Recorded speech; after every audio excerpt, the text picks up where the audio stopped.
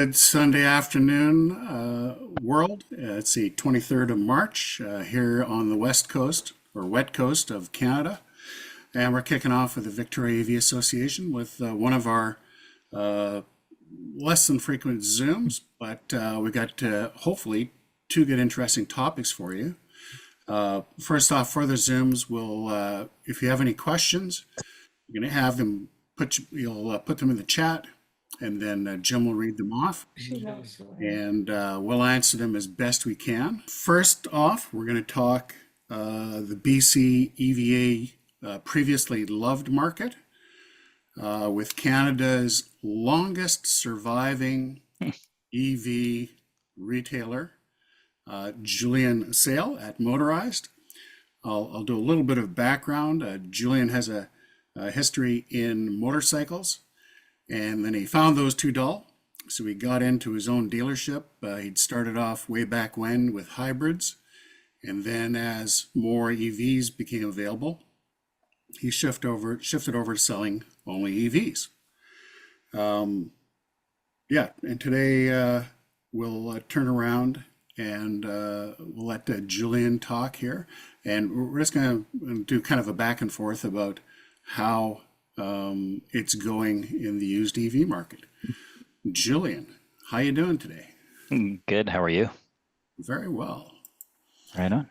So, I remember you used to have EVs brought up, not just people bringing you in to do trade-ins or to have you sell them on, but you used to bring in truckloads of EVs from a foreign country. Is that right? It's true. It's true. Yeah, we used to bring up quite a bit. Actually, it's interesting when I started doing EVs, there wasn't enough inventory within Canada. So if I wanted to avoid having empty parking stalls, which of course make no money, I had to go to the US in order to get the inventory. Yeah, I suppose, in Canada through maybe 2016, all we really had to choose from were Nissan Leafs, Tesla Model S, a few Roadsters. Let's see, what else do we have? Kia Soul was just out, i3 was out, e-Golf was out in 2014, but there were so few sold in Canada. There was just, I could sell off my inventory and go to the auto auction in Vancouver, and it was too early for lease returns. And there's just not enough stuff around. So we used to go to the U.S. and have truckloads of vehicles brought up. And the reason I say truckloads is because the vehicles back then didn't have enough range to drive up here from California, Oregon, or even Washington in some cases.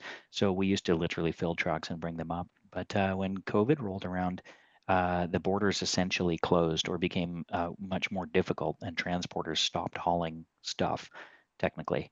So we ended up turning back to the Canadian market. But by the time 2020 was upon us, there were quite a large number of used electric vehicles, and we could get lease returns and just trade-ins from other dealers and whatnot that we could buy in the wholesale market. So we had good Canadian access. In 2023, we started bringing US Teslas up. The pricing was about 10% cheaper. And so what we really enjoyed about bringing the US inventory up was that once the dust settled and all the fees were paid, the retail price point of the car was the same. But if you're selling cars out of California, they've never seen rain or snow. There's no corrosion whatsoever. So we could sell a better quality product for the same money. And then with the recent tariff announcements, it looks like it's going to be a pretty sketchy proposition to bring vehicles up. So we haven't bought any vehicles since January in the US. And it was too bad because we really enjoyed sending drivers down on a flight to go pick up a car in California and then drive it back, because you could do that with a big battery. In fact, I took a trip down with my partner and her daughter down to Disneyland in November, and we picked up a Model Y in Southern California, and then we drove through the deserts and whatnot off to Las Vegas for a trade show, and flew down another staff member who we were there to look at tools and equipment for our detail studio, and we subsequently picked up another Model Y. And then we went from Las Vegas to Northern California. We went to stop to Tracy, California, and we picked up a third Model Y, and we drove home in a train of Model Ys, which was great. But that made for a really good family trip, plus a good business trip. Plus, we got three cars at home to sell, which is nice. But I think those days might be I don't want to say those days are over because the border's been on again, off again, on again, off again for various reasons over the years. But for right now, it's off. So we shall see what happens. Yeah, right. And in fact, you don't just serve Vancouver Island here either. You are kind of known across the country. So, if someone in Saskatchewan says, hey, I like that car on your website, can you help them out there? Yeah, yeah, we ship. Well, yeah, and back to transportation, it's easy to drive these cars across the country now because the batteries are big. Whereas in the past, we had to truck things all over the place. Like I remember shipping things. I shipped a car to a school teacher in Whitehorse in 2016. He bought a Leaf, and I'm like, "You're nuts! This is not a big enough battery to survive a Whitehorse winter." But people were determined, so they would truck stuff all over the place. Now we have clients all over Canada, and in many cases, people make an excuse to take a holiday out on the West Coast. They'll just drive one home, which is kind of fun. Yeah, yeah. I remember BMW used to have that back in Germany, fly in, drive your car, and then they'd ship it home Hmm. for you, Yep. back in the gas burning days. Hmm. Yeah, right on. So things have kind of gone a wee bit sideways. How is it looking across the used industry in BC? Are they going to be able to make it work for the next few years? The used industry, yeah, sure. I think, it all comes down to supply and demand. The demand is huge and will continue to grow over time. So I don't think we have any issue with demand. Supply has been problematic over the years. As I mentioned, we had to leave the country to go get a good supply. But the number of EVs from all manufacturers that have been sold in the BC market is colossal compared to what it was pre-2019. So we had a boom in production and purchasing. Obviously, the federal and provincial incentives really got people hot for EVs. The used EV tax incentive for the waiver of the PST on the used EVs has certainly heated up the market as well. So yeah, it's been really hot. There's been a lot of units selling for a long time in British Columbia. So now there's such an ample supply, we can get almost anything. Obviously, Tesla totally dominates the market. They sell more new cars than anybody else does. So there are a lot more of those used cars in the market available. So it's going to be a Tesla show for quite a while. But the inventory flow, even from other non-Tesla branded EVs, is pretty good. The Kia, the Hyundai, even Mini is selling a good number of units. Volvo and Polestar are cranking them out slowly but surely. But yep, the domestic sales are quite good new, and that means the used market's going to be strong. It is going to change a lot, I think. For example, Volvo and Polestar were solely built in China, and they have new American plants under construction, so they're going to be, having domestically built products soon. However, these things are going to stop selling in the new market pretty quick because of the 100% Chinese tariff. So we're going to see a lack of certain models that were produced in China, just like the Chinese-made Teslas have stopped coming here because of the tariffs. So yeah, there's going to be some fluctuations in the availability of units depending on what brand and where they're manufactured. But yeah, seems fine. There's enough to go around. Right on. Um, yeah, I'm always interested in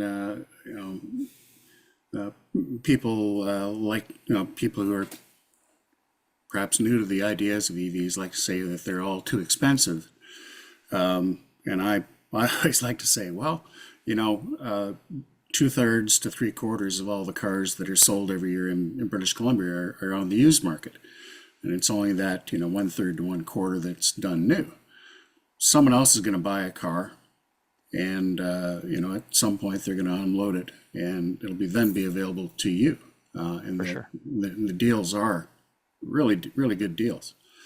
Even if you have short range short range cars like the original Leaf, a car with kind of a guaranteed 120 kilometers of range can kind of be a really good car for Victoria. Everything is Hmm. within 50K of you at a stretch. You can pick up a nice used first gen Leaf for less than a used transmission for your minivan. I drove Dodge minivans and I went through a few of those. Yeah, Yeah. that's that. Yeah. So yeah, because I think it was the last really good data I saw, new car sales for EVs in British Columbia, Tesla was still the majority, like 45% of all the cars, and then the rest of the market was everyone else. Hmm. So yeah, that will kind of drive what's available on the used market for a while. Um, yeah, Yeah, I think we're gonna see a lot more domestic production of EVs coming soon. Like one thing that is interesting is with all these tariffs kicking in, it's forcing automakers to start building in the United States, which is interesting because there's so many. Like for example, the South Koreans are producing a lot of units, but they're not building any of those in the States. I think maybe the EV9 is coming to the US or something, but yeah, I think you hear all these announcements about car manufacturers building or moving into the States. Well, they're not going to be building gas car factories in the States. It's all going to be EV. So I think in the coming years, we're going to see an influx of like high volume, lower cost EVs flooding the market from the domestic manufacturers because essentially the domestic manufacturer or people who are going to be manufacturing domestically will be competing against the Chinese who want to get over here. So I think it's going to be a race for low price EVs, and things are looking pretty bright for the future. yeah. It certainly seems that the North American manufacturers, who already pretty much run out of Europe, like Ford still has a little bit of a footprint there with a car called the Kuga, sort Hmm. of like a Ford Escape. And Stellantis, mind you, Stellantis is, I don't know, a dozen different brands, almost all of which are are European. So, they're there anyway. But yeah, GM left there a long time ago. And now all those same companies who were relying on China to be their lifeline to continuing to be profitable in the future, those doors are slammed shut. Hmm. If they are not partnering up with a Chinese maker of an EV, they're done, right? They And can't sell, so, yeah. yeah, it's pretty sad. Even Tesla is seeing a lot less sales in China at the moment because that market, which is as far back as six years ago, there were 600 EV makers in Hmm. the country because every province in China would have two or three or four, and they'd all compete. And it's just this huge fur ball of electrons and blood that is intended to, at some point, whittle itself down. I think right now it's somewhere around 120, going to Yeah, whittle I think itself I down to think 1/10 of that. yeah, Chairman Xi, I think, put a restriction on and said they got to go from 600 down to 100 companies. So Yeah, it forced a lot of mergers and acquisitions and technology sharing and stuff. But it is good for the EV movement regardless. So. yeah. It's not like those factories are not going to be used. Hmm. The mergers and acquisition, they'll take the factories that the company failed, but we're going to keep the your equipment and continue building. And now that North America has walled itself off, uh, they're hoping to go to the developing world. Unfortunately, China's already there. Hmm. So yeah, it's going to be pretty sad here for the North American automakers. It's And very long for a long interesting. time. Yeah, Like Canada has been a big supplier of auto parts to the US. I'm sure everybody's heard in the media how much Canadian and US auto parts bounce back and forth across the border for different processes and assemblies and whatnot. But EVs don't require the same amount of infrastructure and part transportation, and they don't have so many assemblies and sub-assemblies. They're way more simple to build. So I think what we will see moving ahead, through the next 5 years is Canadian manufacturing of EVs and obviously way more US manufacturing of EVs. But the closer they get produced to home, the cheaper they're going to get. So it's going to be a bumpy ride for a few years while the automakers and the legislators figure out how everything is going to work together. But at the end of the day, Canada will become a great producer and we'll have new models that are domestically produced for this market, which will ultimately cost less. I agree. It just be interested to see which companies come in to help that happen. We'll see. Indeed, indeed. Um, yeah. Anything else you want to because this has been rolling along really well. Anything else you want to get into at the moment? Well, I'll just touch on we'll leave politics out of it, but I will say that with all the action around the Tesla brand lately, people come to me all the time and tell me whether they love it or hate it or whatever. But I get people asking me, how are Tesla sales in amidst of this crazy news environment and whatnot? And if to satisfy anybody's curiosity, I will say that after the U.S. election, everything got pretty heated with Musk and everything paused. I had probably 15 Tesla sale cancellations within a 1 month period. And people said, yeah, I can't do it. One family member's totally against it. I'm out. And but they all have actually come back and bought the cars anyway. And now Tesla sales in the used market are through the roof. Like my store is pretty much empty right now, which was funny because a month ago everybody was pumping the brakes, like, I'm not buying one. Anyway, they're all selling now. It's crazy. So Yeah, and it's a great car. The people who work at Tesla are awesome people. They're all they are, people. yeah. They're all great engineers and people who wanted to work for a company that was doing great things. Continues to do great things as a company, despite its biggest shareholder and CEO. Yeah, they still want to do all those great things. So yeah. Let's hope things get better. I think they've already turned for the better. I think people are moving on with cooler heads and everything seems to be rolling nicely. So no Right complaints on. here. Yeah, Uh, Jim, you want to take some questions from the chat now? There are none. that's easy. Wow. I see two. Oh, wait a minute. It just updated as I said that. Sue wants to thank Julian for your presentation. I'm wondering when is a good time, now or within the next few years, to sell my current used lower range EV, an e-Golf 2016, to buy another slightly higher range, still used EV, not a Tesla. Well, it's a great time. Okay. Yeah, to be honest, the pricing on all EVs was a little soft last year. When interest rates are high, prices are low, and when interest rates start to drop, the prices go up. So at the end of the day, if she's trading in an old e-Golf, she'll get more for it now than she would have 6 or 8 months ago, which is nice. And there's always a good selection. So for anybody looking to trade in an older EV and get into something else, yeah, I would say you're going to pay fair market value based on whatever's going on at the time. But if you're trading in and you're purchasing, it doesn't really matter whether the prices are high and low because you're only going to pay the difference between your old car and your new car. But start with square one, drive everything, see what you love, and then make a deal. Right. She has a secondary question of needs at least 140 kilometers of range. And Yeah, that's well, a lots of cars have determining that. Yeah. factor on timing. Yeah, she could just go for a newer e-Golf that'll take her about 220. That's one option. People love e-Golfs, but yeah, she come talk to me. Okay, next question from Ian and Lorraine. Do you think the current attacks against Teslas and Tesla assets are going to negatively impact the car's resale value? No, not at all, because the car stands on its own.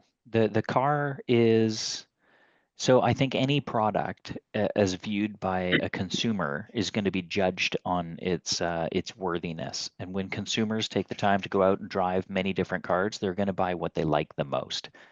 Regardless of the political things, because the political madness surrounding Tesla is a new thing that's only been around for 2 months. But when people buy a car, they're not buying it because of what happened in a 2 month period. You're spending a lot of money on a high value item that you're going to keep for many years. So the political flavor of the day is actually irrelevant. Okay. And from Doug, should Canada remove the tariffs on Chinese EVs? No, I don't think they should remove the tariffs on Chinese EVs at this point. I think the goal for Canada would be to impose tariffs such that it would attract the Chinese makers to build factories and employ local Canadians here.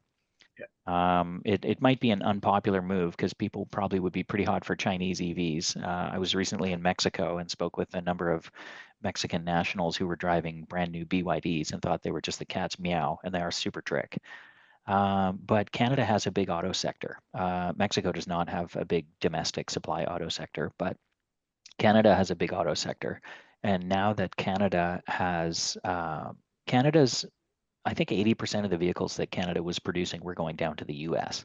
So that means those cars are going to be instantly tariffed going into the US, making them 20% more money. That's super painful. So we're going to see production in Canadian factories from Honda, Toyota, and some others drop like crazy. And they're going to have to flip over to EV in order to fill that gap, which means new factories, new battery plants, new supply chains, a lot of work to get Canadian manufacturers up to speed so they can produce products that Canadians want to buy here locally. And if the Chinese are allowed to come in right now with without the 100% tariff, it would actually kill the Canadian market. So number one, get the Canadian market up to speed. I think there's plenty of grants and incentives that the government should be making available, tax incentives and whatnot for manufacturers to build the infrastructure so they can become a powerhouse producer of modern EVs. And only at that point that the Canadian market is established should the Chinese EVs be allowed to come in. Otherwise, the competition won't be fair. And just for me, what's a realistic timeline for the North American manufacturers to get up to speed? Well, that depends who's at the helm of these companies, doesn't it? Yeah. I mean, listen, Elon gets things done real fast. Bare ground to finished factory producing vehicles in less than 1 year. The Canadians take 5 years to make a decision, and by the time they make the decision, everything they talked about is outdated and obsolete before they even break ground. So when the Canadian governments and Canadian business are ready to kick it into high gear and punch it, then things are going to work really, really well. But that has to occur before we actually start doing anything. Like we're a little slow and we need Yeah, to get fast. and just kicking in there. Canadian industry at our Canadian auto industry at our max, we used to produce about 2.5 million cars per year. Last year was 1.8 million. Hmm. So it's almost down 30%. Uh, That's because they're all gas cars, except for the GM Bright Drop van. That's built in Canada. yeah, it's in fact it is pretty much the only full-on EV built in Canada. So Hmm. yeah, the Chinese tariffs should come on, but it should also be because our legacy industry has for the last 15 years tried to ignore the future coming at them. You cannot hide from the future. You It's coming. can't, you can't hide from it, but they've really worked hard at it. Uh, Perhaps the idea is to say, okay, 100% tariffs on Chinese EVs, and in a year from now, that's going to go down 20%, and another year from now, down another 20%, until they're off entirely, as long Hmm. as those manufacturers are breaking ground to build here. Yeah. That would And be employ the locals. only, sorry? And employ locals. Yeah. And that would be pretty much the only pressure we'd be able to bring to bear on the legacy companies to Hmm. actually get on with it, right? and related to that, a new question from Carol and David. Why not offer to lower the tariffs for Chinese EVs by less of a percentage, something less rude? Yeah. The reality is the Chinese put their pants on and got to work a long time ago, and Canada didn't. That's just the cold hard truth. You can't let the Chinese in because they did their homework and they put in the time and they put in the work, and Canada hasn't. And Canada needs to do the work and get ready and stop talking and start doing, and then the Chinese can come in, and they have to be kept out until then. Otherwise, the Canadian market will never make it. Right on. Well, until then, the best way to get your hands on a well-priced EV is the used market. And Julian, I'd like to thank you for being a representative of that market here at VicEVA. It keeps me on my toes. Thanks for having me today, Glenn, and nice to see everybody here today. Yeah, do have fun at your afternoon work. My afternoon work, yes, and my liquid work. All right, thanks. All Bye, right, everybody. Have a great Sunday. Thanks so much. take care, Julian. Okay, so global EV uptake 2024 had to wait until March for all the various reporting agencies around the world to get their information in. And I do these things every year because there's a whole lot of interesting ink spilt in the media that tells you all about how terrible things are going for EVs. So it's always good to go to the data and see how that works out. Okay, one of our sub titles here is Challenging Perceptions and Providing Context. So what we're going to talk about, media you get, that's all driven by revenue. We're more about data. And as a result, here's our topics for today. We're going to get to the top 3 vehicles of any type sold on the planet in 2024. We're going to get to all the countries around the world and their EV production mandates. We'll then look at how production of both internal combustion engine and EVs have done since 2017 to last year. And we'll talk about the new EV sales in 2024.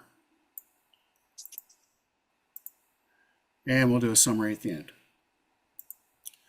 Okay, top EV, the number 3 vehicle on sale last year. You've probably heard of this vehicle.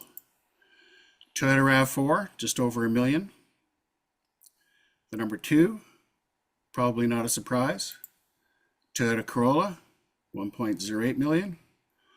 And for the second year in a row, the Tesla Model Y, the top selling vehicle sold on the planet.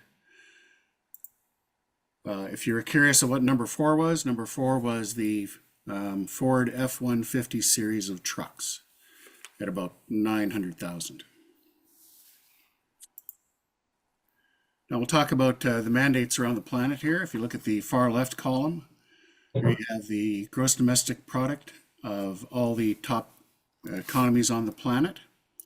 Number 1 is still China, of course. USA, European Union, which is because they trade economically amongst all of them, all the 27 members. They're number 3.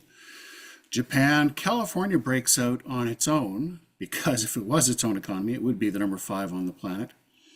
The UK, India, Canada, number 9, and number 10, South Korea. But when you collect all those companies together, that's 34 of the top countries in the world by GDP. And you look at the second column, EV sales required by their mandate and the date they have to be executed. They're all in there. USA 2030. Not that they had a national EV mandate to start with, despite what some media were saying.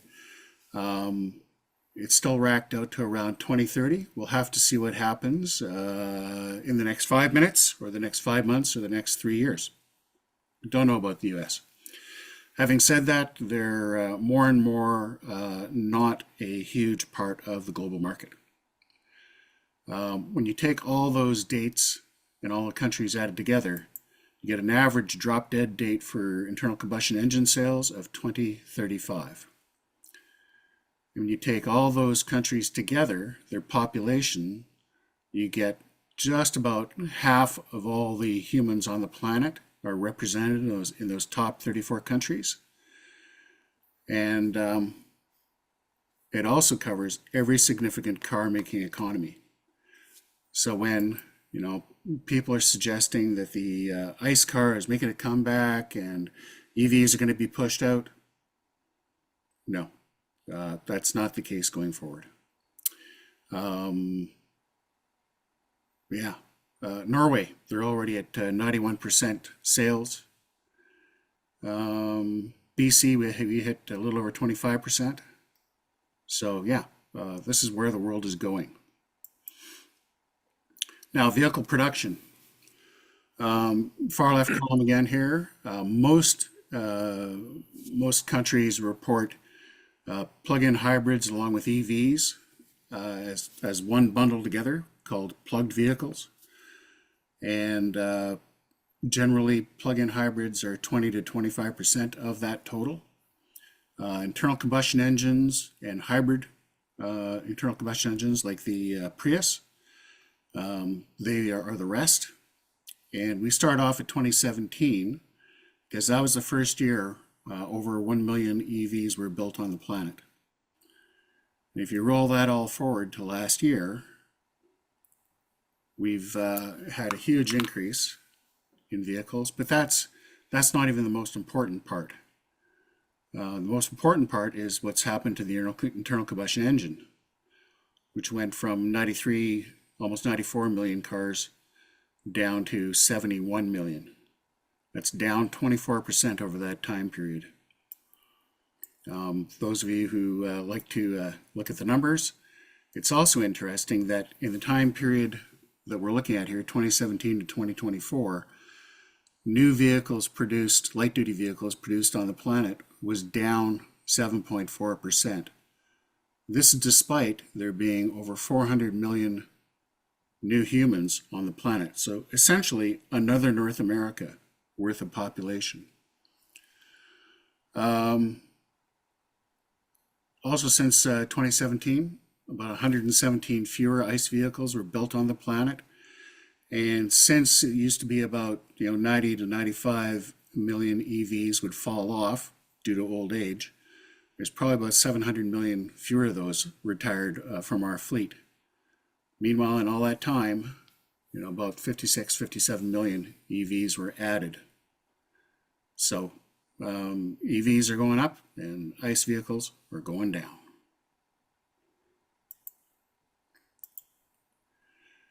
So when we look at this on a bell chart, early innovators, they're the 0 to 2.5%. Some of you in the audience today, you're part of the innovators. Early adopters, 2.5 to 16%. Much more of you are in that group. Early majority, 16 to 50. Late majority, 50 to 76. And then the laggards will show up after. As for countries, USA last year, they built 9%. Those of you who are aware of technology curves, generally speaking, any new technology that comes onto the market, once it hits 10%, it's guaranteed to continue to take over the market in that field. Canada, last year we ended at 18%. Global, around the world, 25%. BC was 25%. Hey, the UK, they even got to 28%. China, they've actually crested over at 51% sales. Norway is way ahead of us at 91%. They did that through a lot of good public policy, and it's worked out very well for them. So, EV top selling vehicle of any type for 2023 and 2024 was an EV. Global EV mandates remain firm despite what you read in the media. Plug-in vehicles rising as ICE vehicles have been falling since 2017. So, that's all I got. Any questions? Throw them in the chat. I think part of the reason you're not getting a lot of feedback is your report summarized what most of us believe should be happening, and we're just happy that it has. Yeah. We've been in this trench for a decade or more. This organization's been around for 14 years. And yeah, we kind of always said it would go this way, and it's kind of nice to be seeing that it is happening. You do need to look out to the rest of your friends and stuff, and tell them what's actually happening and take heart. This part of the energy transition is going very, very well globally. The other part of transition that's going very well is power generation from non-emitting and burning sources. That's going hugely well. So then, question for McKeeb in Vancouver. Have you noticed any change in the last 3 months? Any change in the last 3 months? Well, quarter one, when you watch these things every year, you'll notice that first quarter of every year people come out of they come off the Christmas period, even in countries that don't have Christmas, and they've kind of blown all their money, and there's always a dip. And this is the time here where everybody in the media says, "Oh my gosh, the sky is falling!" Ah, yeah, that's not happening either. There are specific places where that might be the case, um, but that's mainly due to specific things happening in the area. For instance, now that the federal incentive for EVs has been totally sucked dry, you'll probably see a bit of a dip there because it'll, that might have been the $5,000 that people were needing to convince them to do the jump. But as we all know here who drive EVs, that's kind of like 2 years worth of gas. Like, so don't not buy an EV because you didn't get the federal incentive, right? So anyway, hope that answers the question. Daryl wants to know, do you have any information on the growth of pickup trucks, medium and heavy duty? He's read that the transition is well underway as well. Oh yeah, for big trucking, okay, so Europe, things are happening really well. I always like to say, if you want to know what the future is out to the next 5 years, look at Europe because they're already there. Or look at China. They've got hundreds of thousands of heavy duty trucks running around doing the job right now. As for North America, especially here in Canada, because we're so tied to the US market, California was leading all that, and things are going along quite well. They've had I'm going to say a pushback from owners, not so much of trucking companies, but more of individual truckers, which are a large part of the market in the US for moving things. A little bit of pushback there. California is recalibrating. Everybody's recalibrating because of El Blabo Naranca in the White House right now. So everybody's kind of looking, I'm not really sure what's going on. That could make a bit of a difference. The great news is that I spent 2 days at a medium and heavy duty vehicle conference in Vancouver, and the vehicles themselves are not the issue that's holding things up. The vehicles themselves can do 90% of the work out of the box, right? Do you have to maybe change your operational patterns to take advantage of the lower costs to operate? Yes. Is it worth it? Yes. There's a company in Kelowna right now. They're on the lighter end of vehicle deliveries. They're called Moving Mountains. So they're in a cold climate. They're in a mountainous climate. They're making it work, and it's doing really, really well. We hope to get them on at some point to talk to you. But yeah, medium and heavy duty, it's coming along quite well. Politics can only delay the future, can't stop it. Next. Question from Eve. When do you think the last gas station will close? Wow. Well, I kind of wonder if we're going to end up going out with ICE vehicles the same way we came in. So when internal combustion engines first started and you wanted to take a trip, you had to find out what general store might have a barrel of gasoline, or a drugstore that might have glass quart bottles. What could go wrong with a glass quart bottle of gasoline on hand to fuel your vehicle? And already electric vehicles are total cost of operation is cheaper to operate than their internal combustion engine counterparts. That's getting more and more obvious to more and more people. The price of the battery, which was the biggest sort of a single price item in a vehicle, are going down dramatically. Once that starts to happen, then gas stations fewer people will go to gas stations. The people who sell gas at stations don't make any money on the gas itself. They make money off the pop and chips and your lottery tickets. They'll be the first ones to fold up and try and step away. The only downside there is there's about $3 million, roughly speaking, average to remediate those sort of places after pumping fuel for so long. But they'll move away, and it'll get harder and harder to buy fuel. When that is, that should probably be somewhere after 2040. Right? And given the value of real estate in a lot of cities now, they just can't. Yeah.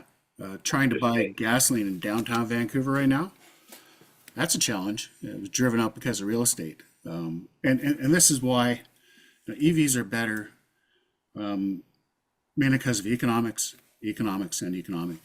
And that's what will drive things out of the market, strictly economics. Semi-related, what are your thoughts on autonomous vehicles and how it might disrupt the purchase of all cars? Well, we're gonna make a couple assumptions to go with that. Everybody know Terry O'Reilly. He does the under the influence things, little half-hour periods on CBC Radio. Anyway, he did one looking into the future. What if all vehicles were fully autonomous? Okay. Once you do that, since the vast majority of vehicles sit in their driveway at home or in your, car park downstairs at your condo, they sit there doing nothing 95% of the day. So, you've spent a lot of money on that asset that's sitting there doing nothing. Wouldn't it be better to know that you could go through an application on your phone and within 5 minutes of asking for a ride somewhere, a vehicle shows up to your door, takes you where you want to go, drops you off, and carries on to go get somebody else? If you do that, you should probably,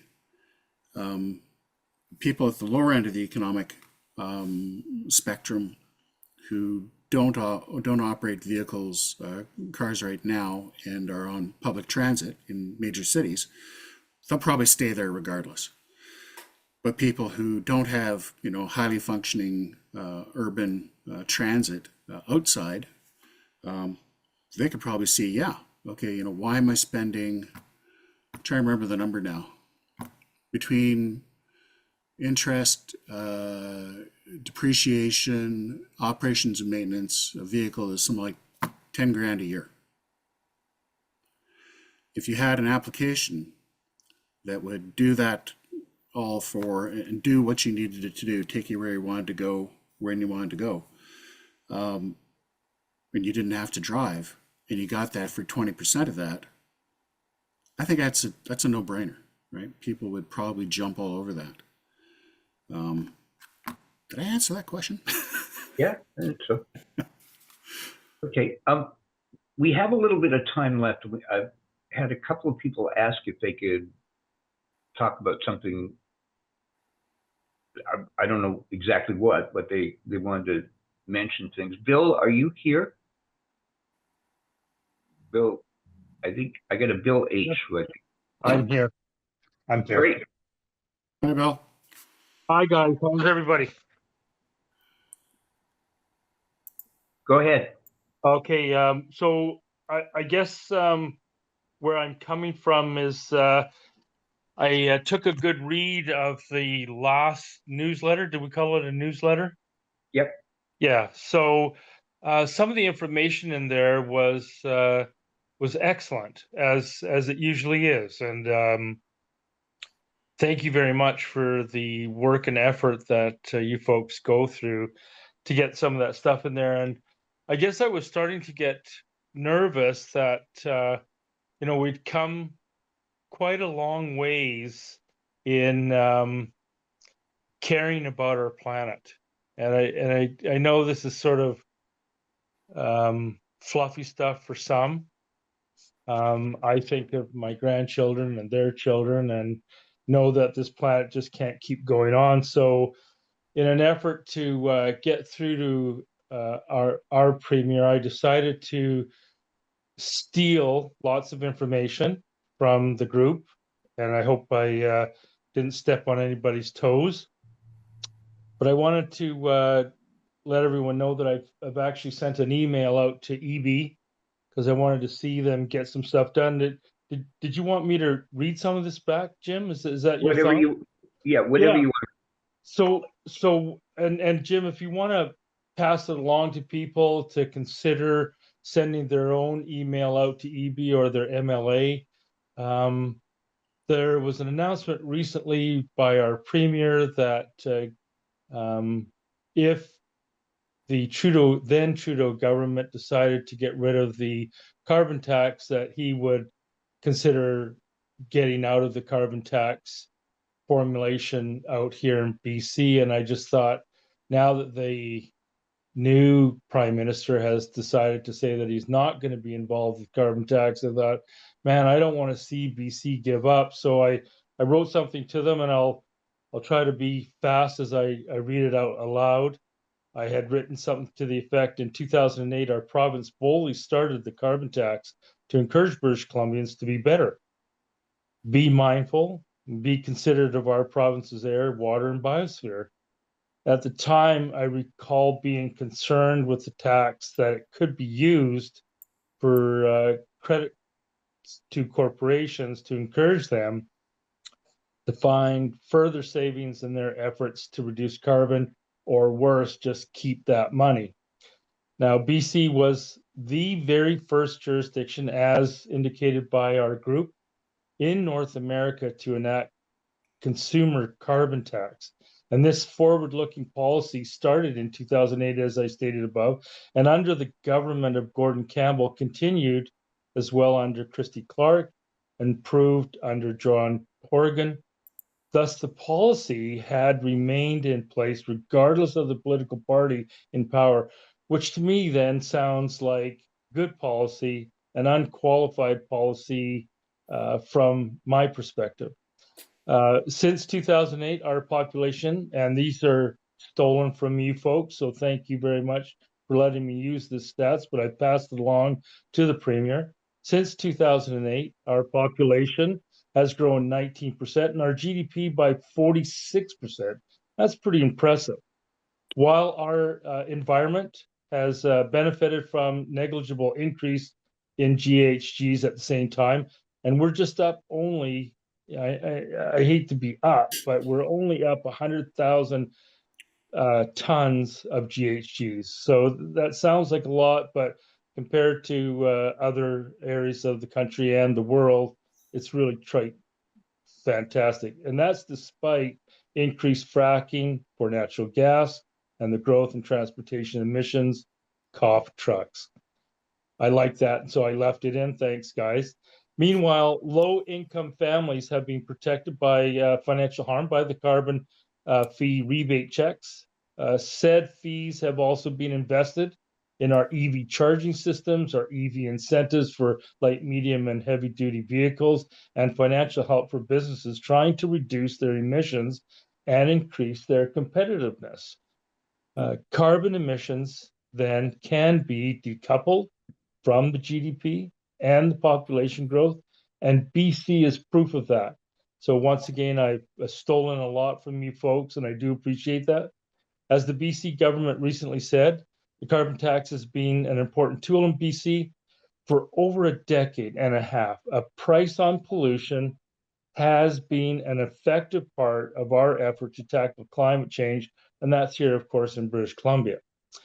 Polluting should never be free, and a good policy should be retained and strengthened, not eliminated.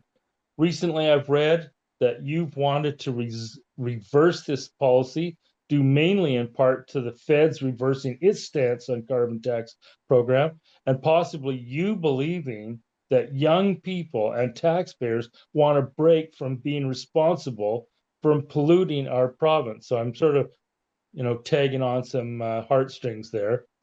please refrain from this decision, at least until all the actions with the United States have settled. You may lose many votes, as did Justin Trudeau when he reversed his promise to give us proportional representation voting options. He lost his majority because of it, and now subsequently his job.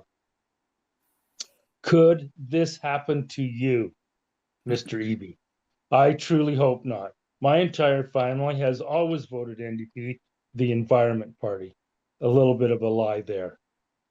Please don't cancel the carbon tax.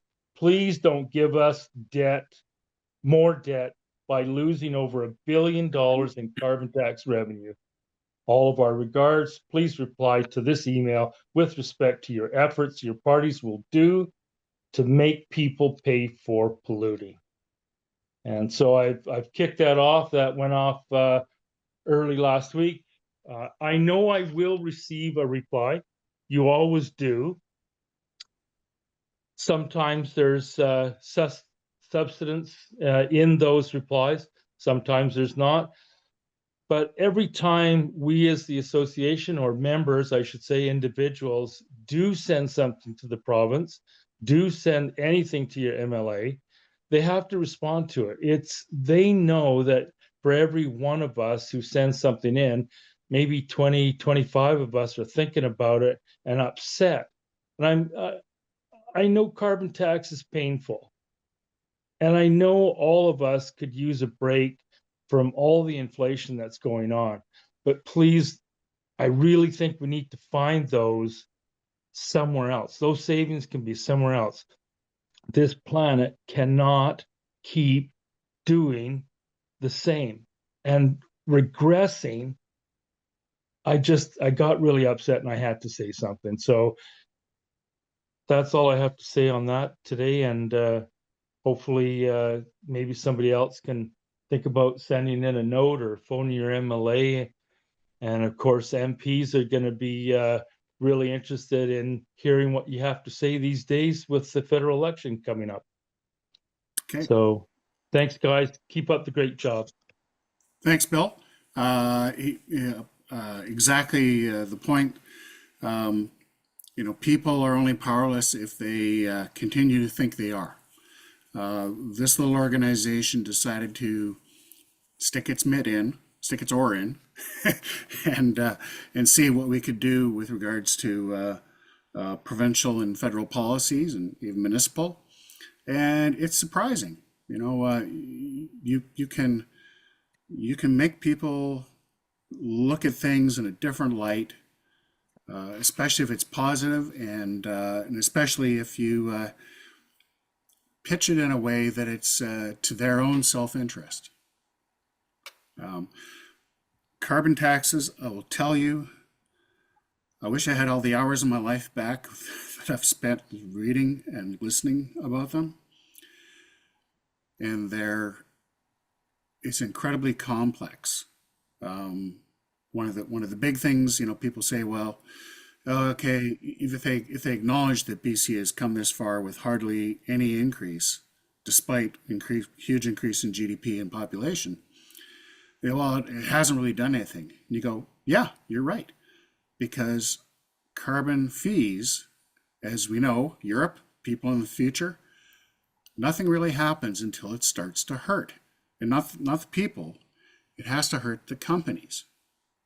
Okay, once the big companies start to go, okay, well, we can't just make this part of our business as usual and charge it back to the citizen consumer, then they make the changes. And that number is about $200 per ton.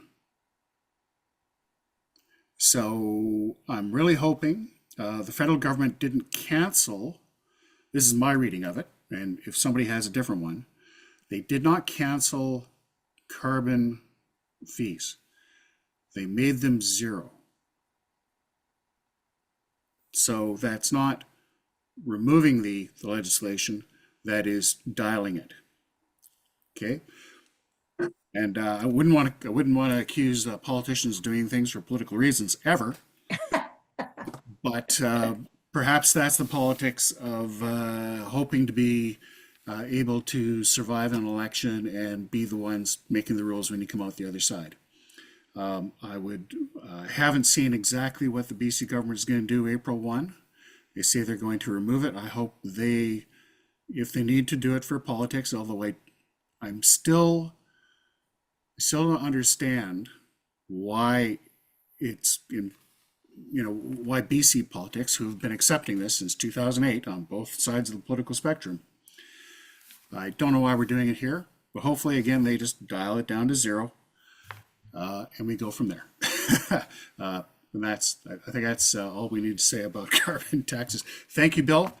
All of you, if you feel strong enough about something, try and write the politicians. Use tact, which is making a point without making an enemy, and you'd be surprised on where it goes. And they're all going to be knocking on your door starting this week. Yeah. Yeah. Yeah. We will never tell anybody how to vote. But we will say, vote for your self-interest as a human. Vote for your children and grandchildren's self-interest as humans. That can really, it's hard to go wrong when you do that. Just my opinion, though. And the other question was about whether this video will appear in the newsletter, and it will. And somehow people are not checking out our YouTube site. They're waiting for us to, post it. I don't want to post our meetings on Facebook, because then you just open yourself up to all kinds of crap. But we do have a video page which is loaded with a lot of great information and is constantly updated. So there's a great fire truck video coming this week. So check it out. You just have to go to YouTube, type in Victoria EV Association, and it'll take you right to the channel. And speaking of fire trucks, you kind of go to these things where someone's been operating an electric vehicle for a while, and we've been to other places where we've maybe helped them make the decision to do something, and something else has cropped up that has made it a lot more difficult to love. So we went down to Victoria Fire Department and kind of going, yeah, so how's it going? And they were ecstatic, enthusiastic. They were like pumped. So it was like, okay, that's really cool. And cool. within the next year, they'll have 2 more. So 3 of them. Oh. Yeah. Anywho. How can you bring that to the rest of the island and the mainland? To be honest, they're already getting it, because virtually all of the municipalities on the South Island, their guys are going over, checking it out, riding along, and taking back the message that this is way better than what we've got. So maybe a visit to the Nanaimo, one of the Nanaimo fire stations, and ask them if they have, if they've ridden in one. Yeah, better yet, here's what you do. You, as active citizen taxpayers, you take the videos from our YouTube site, you put it in a letter, you send it to your local MLA, and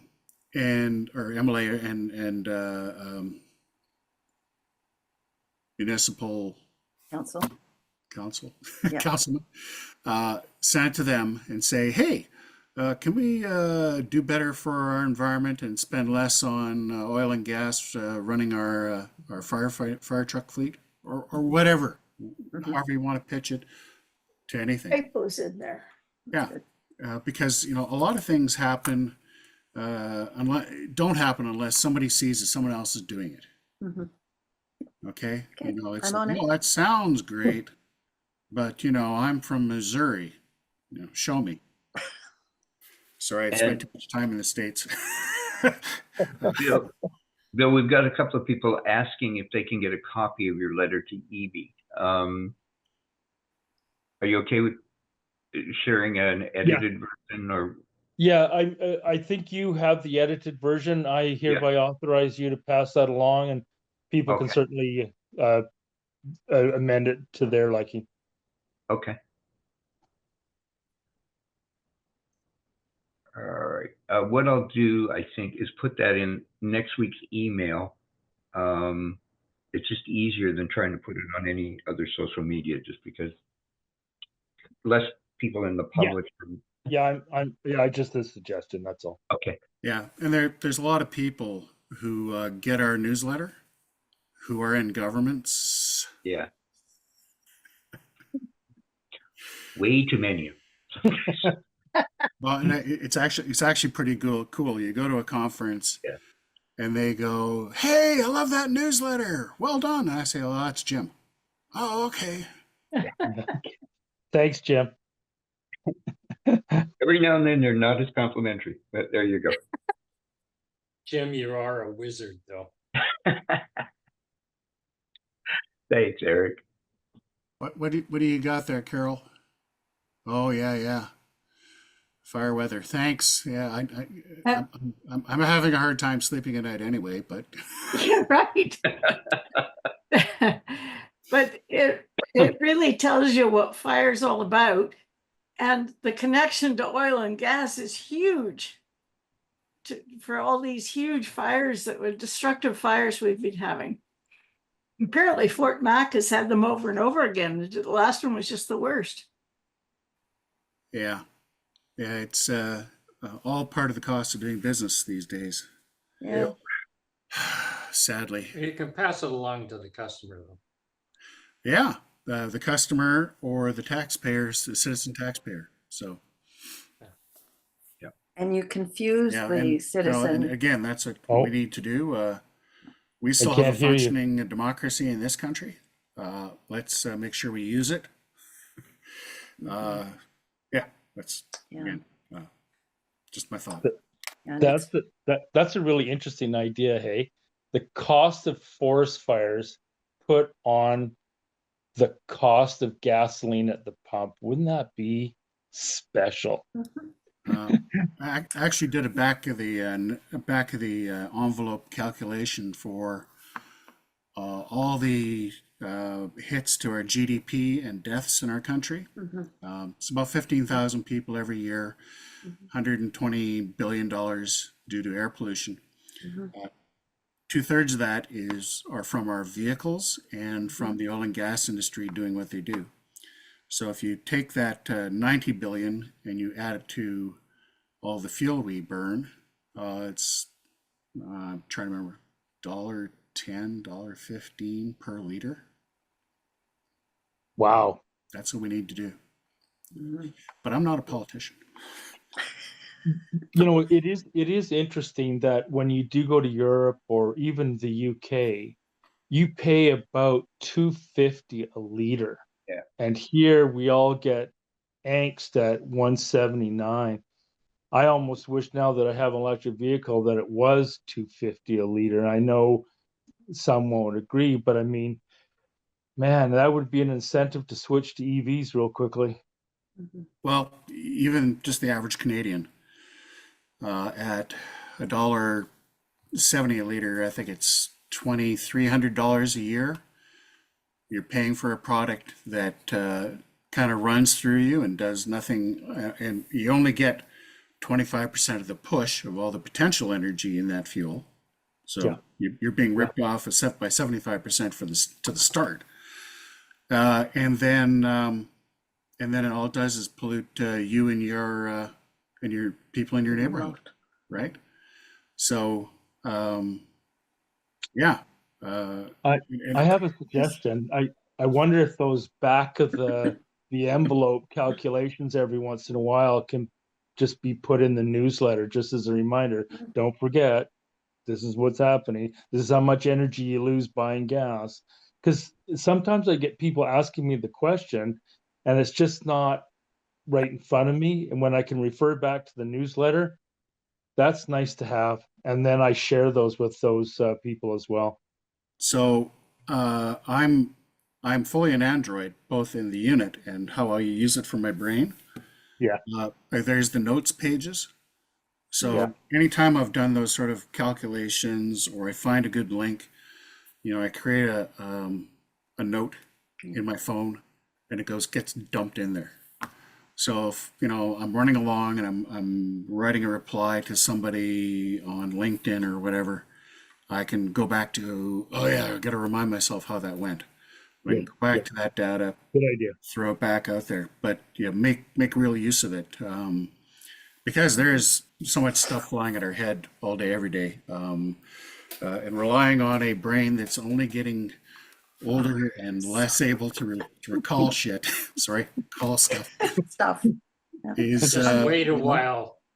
Then there's nothing. On another tact, which is a similar, is the Sue Big Oil campaign through West Coast Environmental Law. So if you go to their website and look up Sue Big Oil, there are a number of communities that are coming together, and councils have said yes, that they would support the Sue Big Oil effort. And BC is a unique province in our country, because if you lose a class action suit, you're not responsible for paying the legal fees for the defendant. So it's all in our favor, and it's for them to pay the fair share, and for them to be responsible for what misinformation and for the tactics that they've made for us to continue to use these fossil fuels and pollute our environment and our place of living, our existence. So I'd encourage everyone to go and look up Sue Big Oil, and if you haven't, to put your name on the what is petition, so that and also contact your council members to support it, because I think Victoria is on the fence about it. I don't think they have agreed yet. We've got to have enough to bring it to a judge in order for them to put it into, what do they call it? Does anyone know what it's called? It slipped my mind right now. Certifying. Certify, yeah. But you have to have 500,000 pledged, and then you have to have one community that's like Victoria or wherever, who would be the main plaintiff. So yeah, Sue Big Oil, West Coast Environmental Law. Look into that. That's my spiel. Cool. I have a quick answer for Doug. That's Government of Canada. We're asking about just do health impacts from air pollution in Canada. You can pull out some of those numbers, and you have to do some interpolation, because of course nothing ever says anything, line for line, but you go back and you look at the tables as to, okay, what wedge has air pollution in it, right? So that's how you do that. And Glenn, this is from Rakib in Vancouver. Do you know about Mark Jacquard's info and how he prefers multiple flex regs instead of carbon tax? Much better buy-in for more people in industry. I have heard Mark Jacquard talk on a number of other things. So he's a smart guy. I haven't seen him talk about that in particular. Again, it's you can only spend so many hours in a week, and before your wife is not really happy. Yeah, no, I'm sure that's awesome. I'm sure there are many great ways to skin a cat, just as long as you end up with a hairless cat at the end. I'm betting over the next month we're going to hear more possible ways that carbon taxes could work than we've ever heard of before. Well, for the oil and gas industry, and they love to say that they have the toughest regulations in anywhere in the world, which is true, except they don't have regulators that'll hold them to any of them. So if you don't hold them to a regulation, does it exist? That's my question. Mhm. And the carbon taxes do apply to them, but they don't apply to 90% of their product. Right. They say, oh, we'll do carbon capture, which, by the way, around the world has never measured up to all their claims. Generally, it falls short by 30 or 40%. And the only way they'll do them is if we, the taxpayer, pay for them. So, you guys know Energy Media, ENERGI Media. It's Markham Hislop up in Parksville. He is the smartest guy on what happens in the oil patch, pretty much in Canada. And not so much that he's smart, but he gets all the smartest people in to talk about it. He will tell you more about what's happening than you ever want to hear. Anyway, we're getting way past. EVs are great.